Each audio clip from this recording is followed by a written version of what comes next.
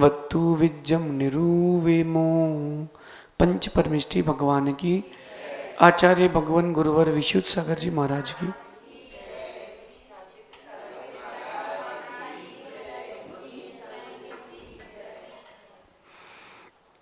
यहाँ हम सभी जिन आगम के अनुसार वास्तु एवं मंदिर निर्माण के विषय का स्वाध्याय कर रहे हैं,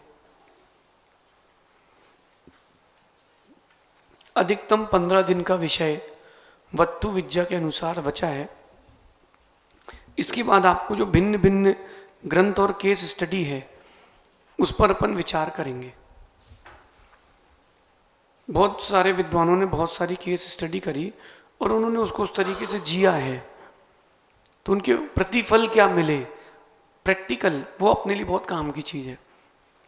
तो अभी अपन अगले 15 दिनों में व्रतों के पहले तक वास्तु का पूरा ज्ञान पूर्ण करके उसके बाद आपको हम, अगर उस समय की योग्यता रही और आप लोग रहे तो, हम कहाँ रहेंगे पता नहीं, आप लोग रहे तो अपन जो केस स्टडीज होती हैं, प्रैक्टिकल नॉलेज, अभी थ्योरेटिकल है, अब हम आपको प्रैक्टिकल नॉलेज बताएंगे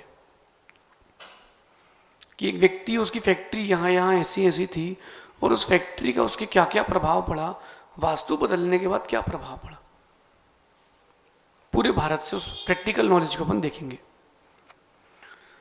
आज अपन चलते हैं। अपन ने रसोई घर और भोजन कक्ष की चर्चा की थी। 3 दिन आपकी छुट्टी इसलिए थी कि आप नोट्स बना लें और विद्वत गोष्ठी भी थी, इसलिए ऐसा था। और जो अष्टमी है ये आने वाली, चतुर्दशी, दोनों अपन वास्तु की कक्षा कंटिन्यू करेंगे क्योंकि पूरी करना है आप लोगों के लिए। आज अपन प्रश्न नंबर 104 में बैठक घर देखते हैं। बैठक घर यानी है, इंग्लिश में क्या कहते हैं बैठक घर को? हाँ, कैसा हो आपका ड्राइंग रूम। बैठक गृह कैसा हो जहां पर लोग आए और जाएं, अपना घर ना बसाएं। कई लोग ड्राइंग रूम में सो जाते हैं, सही है कि गलत? सही है कि गलत? गलत। क्या मर्यादा तुम्हारी? ड्राइंग रूम में सो गए? नहीं। और तुम कितने लेजी हो, प्रमादी हो? नहीं। प्रश्न नंबर 104, भवनों में बैठक गृह बनाने की परंपरा प्राचीन काल से चली आ रही है, क्योंकि हर व्यक्ति को आपको बेडरूम तक लेके जाने की जरूरत नहीं है। हर व्यक्ति को बेडरूम तक मत ले जाना। बुंदेलखंडी में पहले पौर होती थी, पौर, फिर होते थे छज्ज, ये अपना घर के बाहर की जो यहाँ चीप रखी होती थी। कई लोगों से वो गेट पर मिलके ही चले जाते थे, वहीं की वहीं। और कुछ लोग आए तो घर के बाहर एक चबूतरा जैसा होता था घर की दीवार से लगा हुआ, उस पर बैठ के चर्चा करके, कुछ लोगों के लिए उसके अंदर कमरे में और कुछ लोगों के लिए अंदर। तो जो अपने अंदर के रहते थे उनको अंदर लेके आते थे, बाकी को घर के बाहर ही, बैठक रूम से बाहर। बैठक कक्ष ऐसा बनाए कि वो बाहर के बाहर चला जाए, घर के अंदर प्रवेश करने की जरूरत ना हो उसको। प्राचीन परंपरा से ही चली आ रही है। यह गृह भवन के पूर्व या उत्तर में बनाया जाता है। कहाँ कहाँ क्यों बनाया जाता है? वो खाली रहेगा, खाली। और पूर्व काल में इस गृह में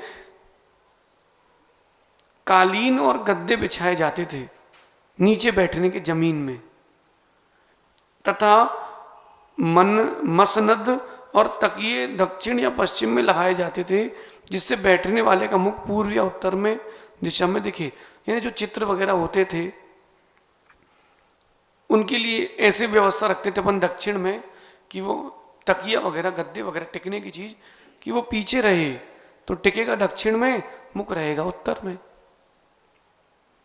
टिकेगा पश्चिम में, मुख रहेगा पूर्व में।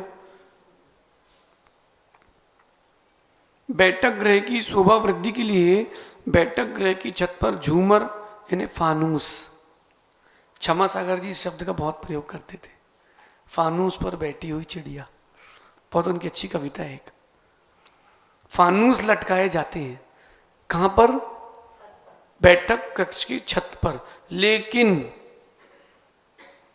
शोभा के लिए ये अभी भी लटकाए जाते हैं, किंतु ध्यान रखें उन्हें इस ग्रह के ठीक मध्य में लटकाकर, थोड़ा ना लटकाकर थोड़ा पश्चिम की ओर लटकाना शुभ है। बिल्कुल ब्रह्म स्थान में बीचों बीच ना लगा के थोड़ी सा साइड से। देखना आप सामने से फोटो खींचो और एक साइड व्यू लो। कभी भी आप गोमटेश्वर गए ना, एक हम आपको साइड व्यू वहां का दिखाते हैं, मैं विश्वास से कह सकता हूं कि आप 24 घंटे भी वहां से उठोगे नहीं। वहां का दृश्य, वहां की विशुद्धि। जब आप ऊपर चढ़ते हो तो ऊपर ना चढ़ के उल्टे हाथ तरफ जा करके, ऊपर पहाड़ में सबसे अंत में सीढ़ियां हैं नीचे उतरने की बनी हुई है, वहां पर चामुंडराय मुनिराज के चरण बने हुए हैं। उतर के ऐसे पत्थरों पर चढ़ना पड़ता है और फिर वहां जाकर पे ऊपर चढ़ के जब आप भगवान गोमटेश्वर को देखोगे तो आप बोलोगे कोई और प्रतिमा है। ये प्रतिमा वो है ही नहीं, साइड व्यू का वो एक दृश्य मिलता है। इतना सुंदर कि वहां पर लिखा हुआ है कि जब चामुंडराय ने प्रतिमा बनवाई, सभी लोग वहां से दर्शन करते थे, लेकिन वो इस पहाड़ी से बैठ के दर्शन करते थे। भगवान का चेहरा, नाक,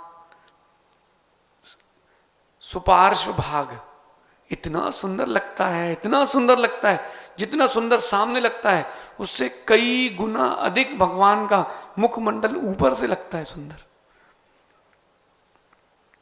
इसलिए कई बार शोभा के लिए पार्श्व भाग में बहुत सुंदरता आती है। अब अपन देखते हैं बैठक ग्रह की विशेषताएं। बैठक ग्रह का प्रवेश द्वार उत्तर दिशा में रखना अति शुभ है। पूर्व दिशा में रखना भी शुभ है। नैऋत्य आग्नेय दिशा में द्वार कदापि नहीं रखना चाहिए। ये ड्राइंग रूम का गेट, क्या है ये? ड्राइंग रूम का गेट बैठक ग्रह का। बैठक ग्रह का ढलान उत्तर या पूर्व की ओर होना चाहिए। एक तो घर का ढलान उत्तर पूर्व में हो और उस कमरे की भी ढलान उत्तर पूर्व में हो। यदि टीवी रखना आवश्यक हो, श्रेष्ठ तो है कि ना रखें।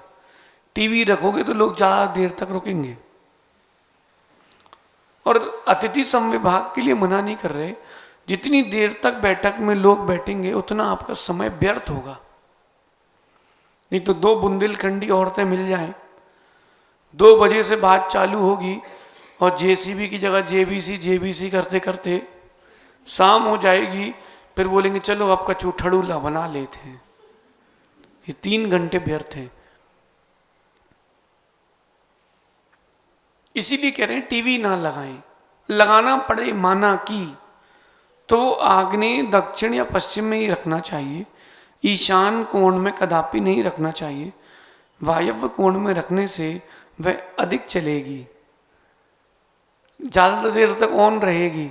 तो ज्यादा देर तक ऑन रहेगी तो टाइम वेस्ट होगा, पैसे का भी होगा, बिजली का भी होगा, भावों का भी होगा। इसलिए नहीं। और अधिक चलेगी तो अनावश्यक खर्च भी बढ़ेगा। देखेगा तो नई नई चीजें भी लेगा। अब तो फोन आ गए, अब क्या कर सकते हैं, पूरी दिशाएं विदिशाएं हो गई हैं। नैऋत्य कोण में रखने से वो बार बार बिगड़ेगी। फ्रिज के लिए भी यही बात कही थी। आप इलेक्ट्रॉनिक आइटम नैऋत्य में कभी ना रखें, खराब होगा बार बार। ना हो तो आप देख लो, अनुभूत है ये विषय। टेलीफोन, अब तो टेलीफोन बंद से ही हो गए हैं, फिर भी फोन का जो चार्जिंग पॉइंट लगाएं आप, वो नैऋत्य वायव्य कोण में ना रख करके उत्तर पूर्व दिशा में रखें फोन। और टेलीफोन की, मोबाइल की चार्जिंग वगैरह है तो वो आप आग्नेय में ही रखें। लोग क्या करते हैं, बोले सिर के पास चाहिए, जहां सो रहे हैं वहीं सिर के पास उनको चाहिए क्या? चार्जिंग। मोबाइल जरूरी की जिंदगी। कुछ बोलेंगे मोबाइल, कुछ बोलेंगे जिंदगी। अरे ना मोबाइल जरूरी है जीवन के लिए, न जिंदगी जरूरी है जीवन के लिए, सम्यक दर्शन जरूरी है जीवन के लिए। वास्तु भी अपन पढ़ रहे हैं तो सम्यक्त के साथ, तो सम्यक्त की विद्या इसलिए पढ़ रहे हैं, नहीं तो नहीं पढ़ते।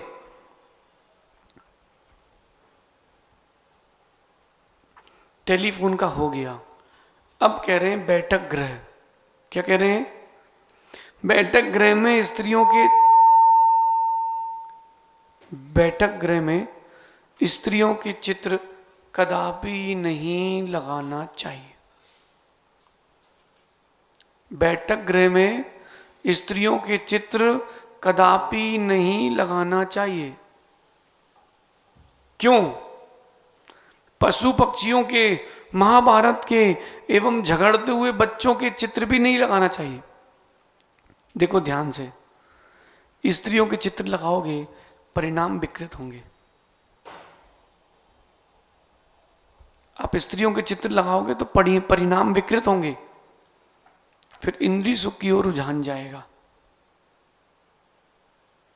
अथवा पशु पक्षियों के लगाओगे तो वो तिर्यंच वाली भावना आएगी। महाभारत के लगाओगे तो युद्ध वाली आएगी। हाँ, वहां आप भगवान की भी लगाओ तो एक फोटो, फैमिली फोटो लगाओ आप। वो जो माहौल है, उस कमरे का माहौल वैसा बनाओ आप। हाँ, हमने भी फैमिली फोटो ही देखी है। लोग आकर के फैमिली में भी ही रहते हैं, फिर आपके ज्यादा इंटरफेयर नहीं करते अंदर।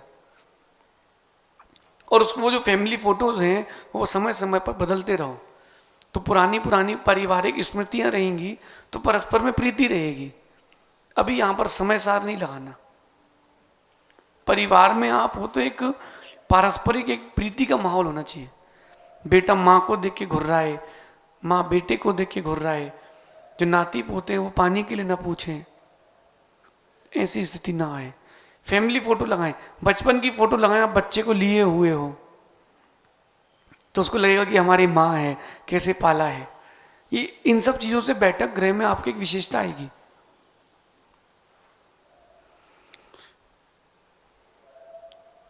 ईशान कोण की ओर अपने इष्ट देव के एवं पूज्य गुरुओं के चित्र लगाने चाहिए ईशान में। उससे क्या होगा? अपने जो कमरा है या कक्ष है उसका दैवत्व व्यवस्थित रहेगा, ताकि अगर आप ईशान कोण में भगवान की लगा दोगे तो कोई और नहीं लगेगी। अशुभ चित्र या अशुभ वस्तु वहां नहीं रखोगे, फिर आप ईशान कोण में रखने से फायदा होता है। यदि कूलर रखा जाए या एसी तो आग्नेय में ना रखकर पश्चिम दिशा में रखना चाहिए। क्या? क्योंकि फिर वहां पर गलत हो जाएगा। बैठक गृह में समचौरस या लंब चौरस आकार का फर्नीचर रखना चाहिए, स्क्वायर या फिर रेक्टेंगल, स्क्वायर या फिर रेक्टेंगल। गोल, अंडाकृति, त्रिकोण, षटकोण ये फर्नीचर नहीं। चौकोर क्या होता है? जब चौकोर आप रखते हो ना तो आकर्षण कम होता है, तो आपका उपयोग नहीं जाता। और गोल डिजाइनर रखोगे उसमें आकर्षण जाएगा तो आपकी बात का असर कम होगा। ऐसे ही ऑफिस हो,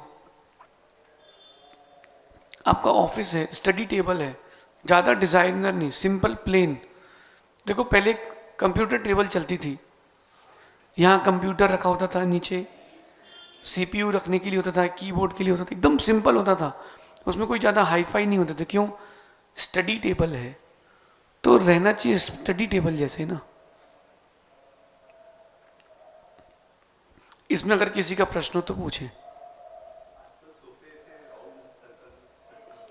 सोफे भी राउंड में ना हो, उस बैठक कक्ष में जो सोफे हों वो भी राउंड में ना हो। और एक बात और, आपके यहाँ बहुत ज़्यादा मेहमान आते हो तो कालीन वगैरह ना लगाएं, क्योंकि आपको हर दिन सफाई करना पड़ेगी, हर दिन धूल मिलेगी।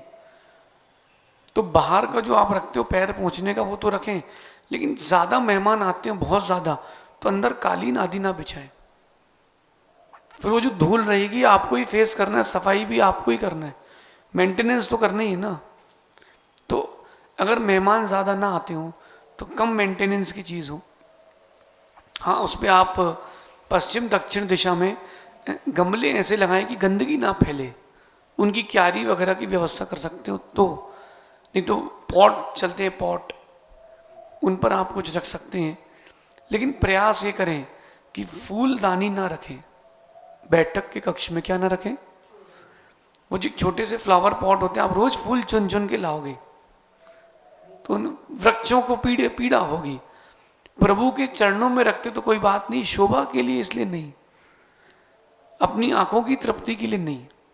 अच्छा, दूसरी चीज, फाउंटेन बिल्कुल ना रखें। कहां पर? बैठक गृह में फाउंटेन ना रखें। और क्या ना रखें, अब आप देखना, और क्या ना रखें, एक्वेरियम क्या ना रखें, वो मछली है उसको भी स्वतंत्र जीने का हक है, पक्षी है उसको भी स्वतंत्र जीने का हक है, तो आप उसको वहां रखेंगे ना तो उसकी दुर्भावना तो आपको लगेगी। इसलिए बैठक कक्ष में इन चीजों से अगर बचते हैं तो बहुत अच्छी बात है। आपको स्टैच्यूज जो रखना है वो आप रखें, उससे कोई लेना देना नहीं है, लेकिन मेरा ये कहना है कि अयोग्य चीजें ना रखें। खाने की सामग्री रखें, लेकिन बैठक गृह में बैठ के पढ़ाई ना करें, पढ़ाई में मन नहीं लगेगा आपका। ठीक है, आई बात समझ में? तो और आगे पढ़े कि रहने दें?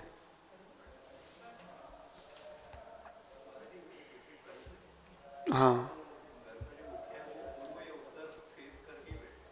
हाँ, इसलिए कह रहे हो कि जब भी आप व्यापार करते हो, अच्छी बात है, ध्यान से सुनना, आपके काम की है। जब भी आप व्यापार करते हो और आप चाहते हो कि ग्राहक का हमारे प्रति रुझान रहे और ग्राहक के प्रति हमारा वर्चस्व रहे, तो आप पूर्व और उत्तर मुख करके बैठो। वो ग्राहक दक्षिण पश्चिम में बैठेगा तो आपकी बात का असर उस पर पड़ेगा। और जो ये पोस्चर अभी मेरा चल रहा है, इस पोस्चर से आप बात करोगे तो आपकी बात का उसके ऊपर दबाव आएगा, दबाव आएगा। जो पोस्चर कह रहा हूं ना मैं आपसे, इस पोस्चर का बहुत प्रभाव पड़ता है। इतने का नहीं पड़ेगा, चला जाएगा वो। भैया हमको भी तो पैसा लगता है, आपके पोस्चर से उसके ऊपर प्रभाव आएगा। इसलिए, और कोई नाश्ता वगैरह करता हो तो कराएं, भोजन की बारी आई तो आप उसको भोजन गृह में लेके जाएं, वहां नहीं। आज अपन एक चीज और पढ़ लेते हैं, तिजोरी का विषय थोड़ा सा लंबा है, अपन ऐसा विषय ले लेते हैं जो अपना आज हो जाए। तलघर, क्या ले लेते हैं? तलघर का प्रश्न था। दक्षिण में खड़े ना करें, प्रयाग करके जहां पर प्रकाश अच्छा हो वहां पर करें। प्रकाश कम होता है तो उनको विकल्प होते हैं। यद्यपि दक्षिण में नहीं करना है, फिर भी व्यवस्था नहीं हो, दक्षिण मुख भी कर दें, जिसकी दशा अच्छी उसको दिशा क्या करेगी। लेकिन जहां प्रकाश अच्छा आता हो वहां पर, कहीं अंधकार होता है और आहार करते हैं ना तो कम लेकर के आते हैं। तलघर का विषय पेज नंबर 112 पर। हाँ बिल्कुल पड़ेगा, आपका नहीं, लेकिन रहने का स्थान तो आपका है ना। वो कक्ष आपका है कि नहीं, उसका स्वामी कौन है? अभी आश्रम है, और अभी व्यवहार से वो उस कक्ष में कोई भी रह सकता है कि आपके कोई भी पुरुष आ जा सकता है? आ सकता है क्या? किराए का भी मकान हो तो आप ही स्वामी हो उसके। तलघर के बारे में देखते हैं ना, गर्भगृह। कई लोगों के घर में तलघर होता है, दुकान में, घर पे, कहाँ हो कहाँ ना हो। भवन या गृह के नीचे तलघर या अंडरग्राउंड बनाने की पद्धति चली आ रही है, किंतु जहां तक संभव हो भवन में तलघर नहीं बनाना चाहिए। यदि किसी विशेष परिस्थितिवश बनाया जाए तो किस दिशा में बनाना चाहिए, देखते हैं। बनाना पड़े तो -1, नॉट मोर देन। एक ही तलघर बनाए, उसके नीचे ना जाए। सांगानेर में मंदिर है, लगभग 7-8 मंदिर हैं सांगानेर में पूरे। हर मंदिर में तलघर है, हर मंदिर में तलघर है, वहां मूर्तियां रखी हैं और सभी में एक ही तलघर है, सभी में एक ही तलघर है। क्यों है? क्योंकि वहां पर मूर्तियों की सुरक्षा के लिए एक ही तलघर बनाए। यदि ग्रह की भूमि विशाल है, बहुत बड़ा एरिया है, तो 2 तलघर ही बनाए, 2 से अधिक नहीं बनाए। बहुत बड़ा एरिया है, जैसे मॉल्स बनते हैं, 1 लाख स्क्वायर फीट में बन रहा है, तो 2 वहां तक पहुंचा लें। 1 लाख मतलब उदाहरण दे रहे हैं, तो 2 तलघर, उससे ऊपर नहीं जाए। -4 -5 ये कभी ना बनाए।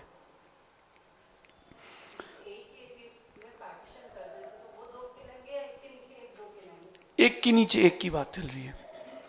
किसी भी परिस्थिति में ग्रह स्वामी के निवास स्थान के नीचे भवन की दक्षिण, पश्चिम और नैऋत्य दिशा में तलघर नहीं बनाना चाहिए। जो नैऋत्य यानी घर ग्रह स्वामी का मास्टर बेडरूम है, उसके नीचे है दक्षिण, पश्चिम और नैऋत्य। इन दिशाओं में कभी भी तलघर ना बनाए, क्योंकि इन दिशाओं में बनाए गए तलघर ग्रह निवासियों की सुख शांति का हरण कर लेंगे, मानसिक तनाव रहेगा। हो तो तुरंत भर दें। ये तलघर भवन की उत्तर और पूर्व ईशान दिशा में ही बनाए। समकोण और चतुस्राकार यानी रेक्टेंगल स्क्वायर ही बनाए। गोल, त्रिकोण, पंचकोण ऐसे तलघर कभी ना बनाए। समतल तलघर शुभ होते हैं। कैसे? तलघरों में भी ऊपर नीचे ना रखें, कहीं भूमि ऊपर कहीं नीचे, ऐसा नहीं, समतल तलघर हो। तलघर का फर्श यदि दक्षिण की ओर उन्नत हो तो गृहस्थ निरंतर आकस्मिक आपत्तियों में के घेरे में घिरा रहता है। कहां पर? तलघर दक्षिण से ऊंचा हो, मतलब जितना एरिया बचा है वहां पर आपने से दक्षिण साइड से ऊंचा किया, गलत है। तलघर की बात चल रही है, ऊपर की नहीं। ऊपर का ऊपर, नीचे का नीचे। और जो तलघर का फर्श है, यदि उत्तर की ओर उन्नत होगा तो धन हानि होगी। न उत्तर से ऊंचा हो न दक्षिण से ऊंचा हो, सम हो।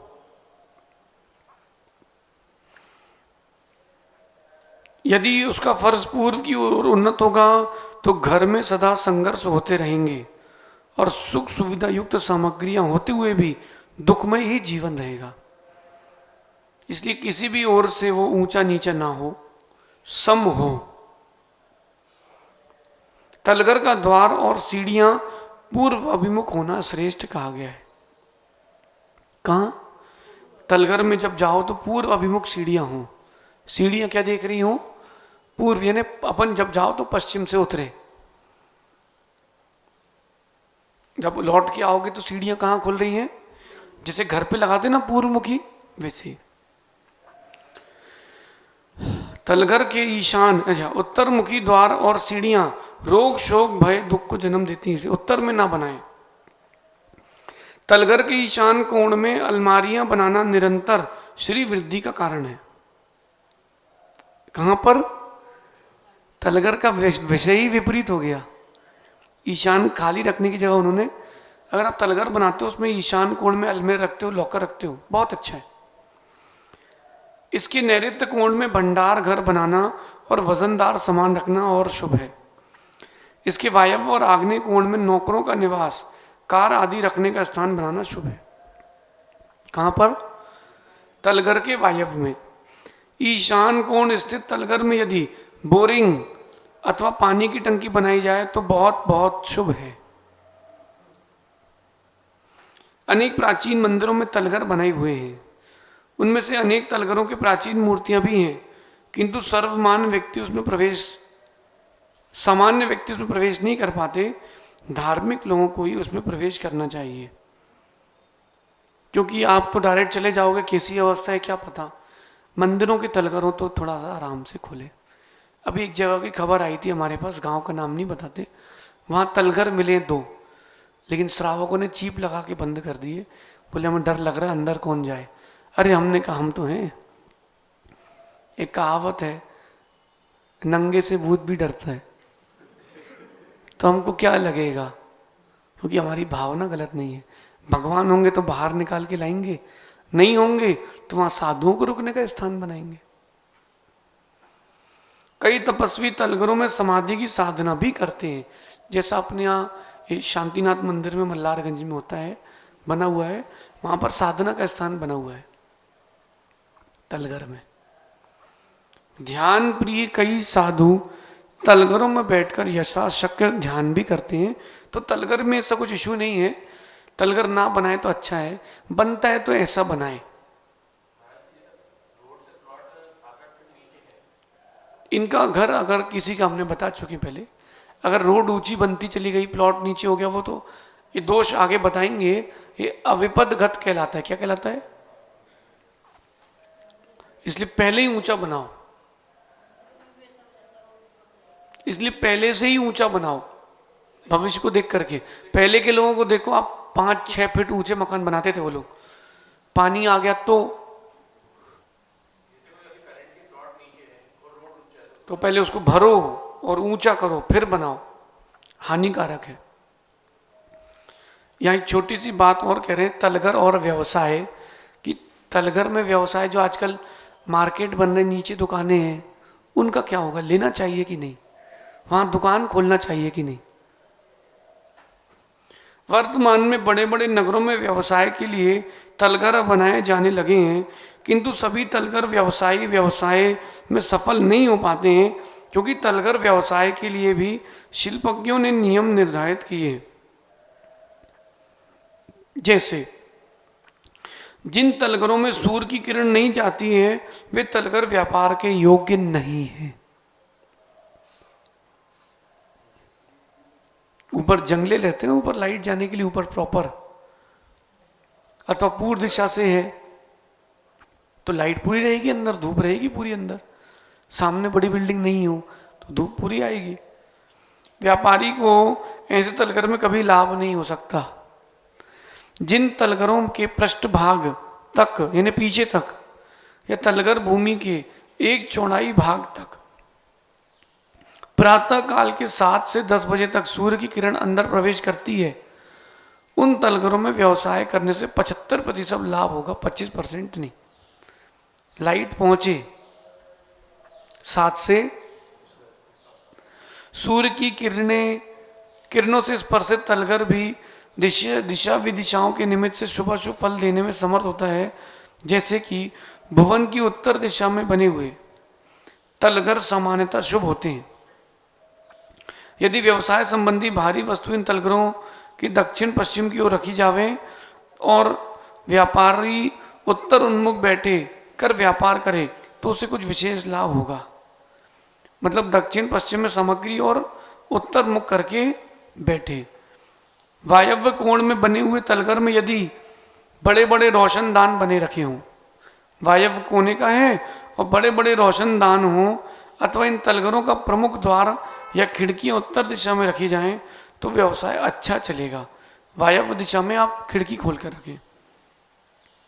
किंतु व्यवसाय की दीर्घ सूत्रता नष्ट होती जाएगी और वह बीमार भी रहेगा। दीर्घ सूत्रता यानी फ्यूचर की जो डिसीजन मेकिंग कैपेबिलिटी है वो नहीं रहेगी। अरे भर लो माल बेच लेंगे, वो नहीं हो पाएगा।